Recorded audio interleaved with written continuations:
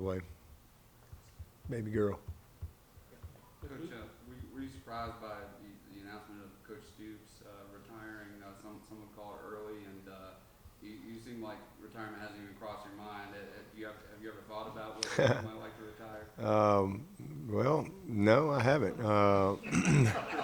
Jeez, I haven't really thought about that. A little bit younger than Coach Stoops, But yeah, I don't. That was a shocker. I was actually on camp field, and I think Jordan Searles came over and said, "Hey, news just broke that Coach Stoops retired." My first thought was, what's going on? Is he sick or something?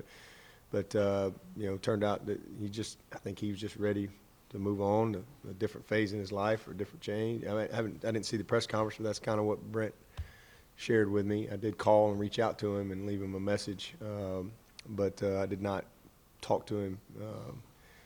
I don't. Was about 57 maybe, somewhere in 56, 7, 8, somewhere in there. But no, I mean I have no idea. I fully intend to coach for a long time. I don't think I'll go till I'm 70 something. But who knows? I don't know. I have no idea. I just hope I can hang around as long as Tim Bray hangs around. Yeah, well, why is Hunter Renfrow such a good football player? Well, he's got a great mind for the game. He's a quarterback. He's a coach's son, so he's just been around the game forever. So he's one of those kids that when you split up teams in the neighborhood, he just knows how to play. And he's a great competitor. Loves to win. Will compete at anything. I've been around. He and my son Will have become great friends over the last couple of years, and so I've been around him in a lot of different type of settings, and I just kind of had a chance to watch him. And it doesn't matter if they're playing cards. He's just a very competitive guy, first of all, and it's an unassuming competitiveness. But he's very smart, very, very, very smart. Has great instincts for the game.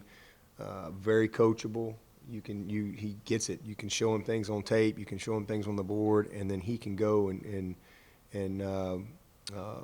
make those things happen on the field. Whether it's a release technique, it's a route running technique. It's something with his break points. So those are things that have been big attributes for him. And then just he's really, really special when it comes to his lateral movement. I mean, he can change direction on a dime. He can make you miss in a phone booth. He's just a very quick guy, and he's fast. I mean, he's got some long speed too, but he's one of the best shuttle guys on our team. He's got great ball skills.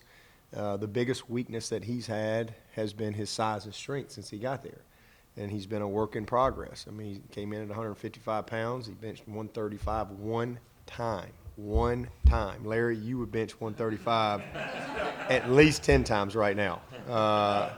One time. And that's just where he was physically.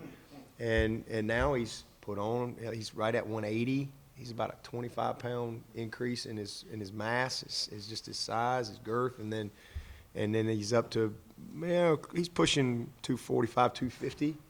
So he's still not a strong guy, but what has happened is as he's gotten stronger, those great attributes have shined through, and he has no fear.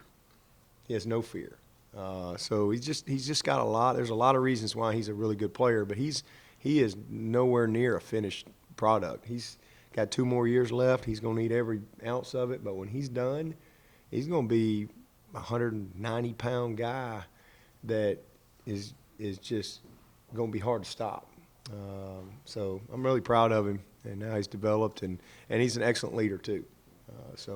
Did anyone have to champion his cause a couple of years ago to get him in the lineup? I mean, did you? No, he earned it. You saw it? Yeah, saw it in fall camp. Y'all can go back and read all the fall camp. Y'all look at me like I'm crazy. Oh God, he's talking about Hunter Renfrow again.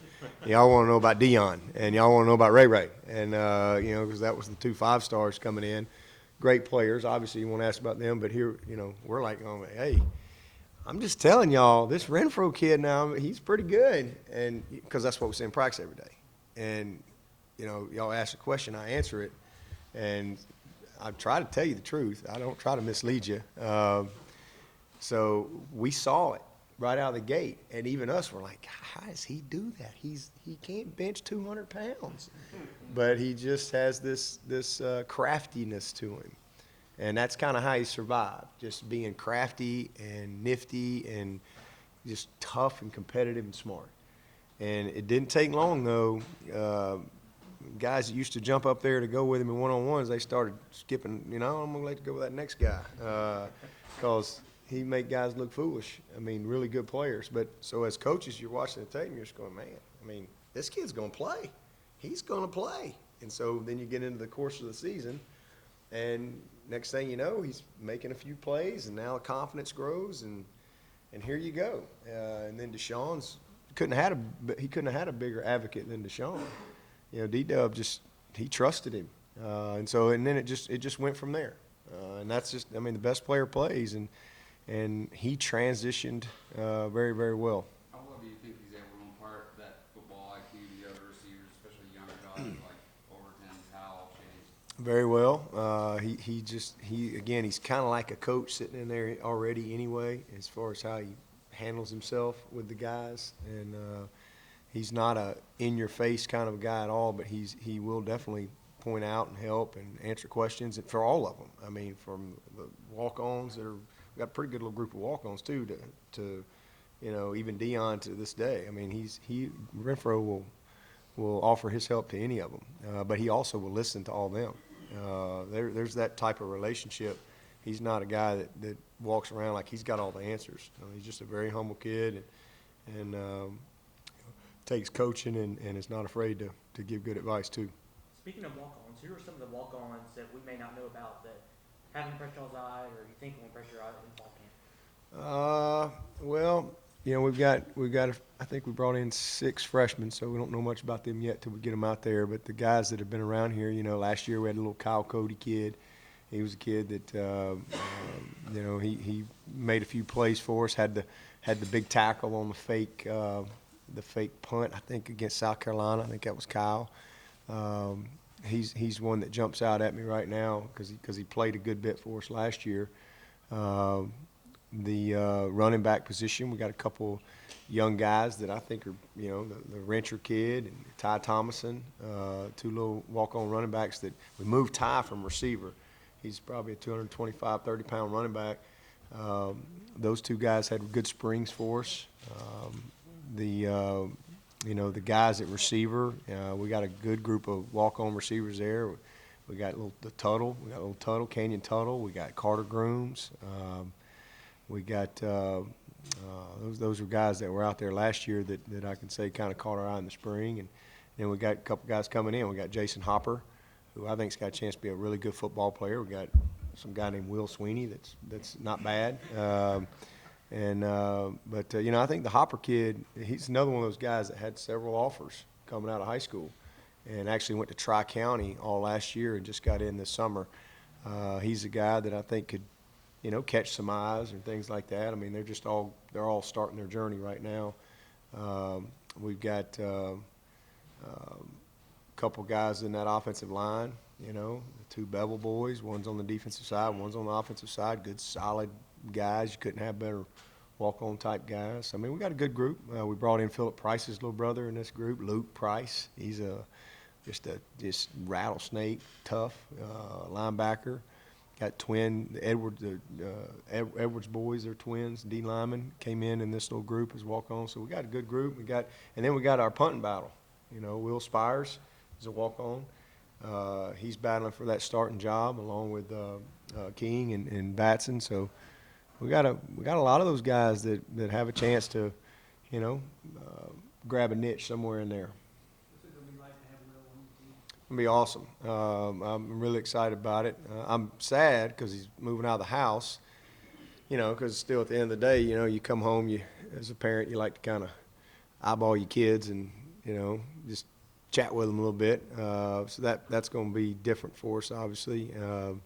And Cass, she's still in denial on that. But it's also really cool for me because, I get a chance to be with him more than I've ever been. I've never been on a football field with him, practice or anything like that. I coached him in baseball, and I've been around his little basketball, but I've never been on a football field with him, and I've always stayed away from that. And I know I can, because he's a good little player, and I know I can help him, and I'm excited. And he's a worker, so I'm excited to just be with him. You know, I mean, I'll be with him from about 1:30 to 8 every day, whether between pre-meetings and meetings and practice and dinner and all that stuff. So.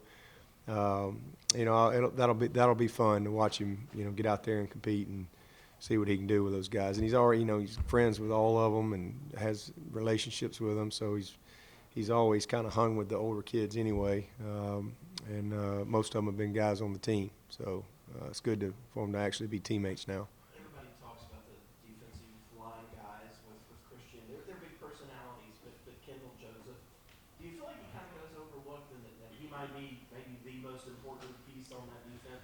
Oh, he definitely goes overlooked just because he's not a flashy guy. He doesn't command a lot of attention unless you're an offensive coordinator. Now, if you're an offensive coordinator, he doesn't go overlooked when you turn that tape on. But just from probably everybody else, you're probably not rushing to go interview Kendall because he's just kind of he's not a flashy guy. But man, what a productive football player, and really saw it his freshman year when he went in. He had the big 4th-and-1 stop, the big hit in the Oklahoma game down in the Orange Bowl, and you just saw him coming on. And there at one point, Brent thought he was going to. He was in line. He was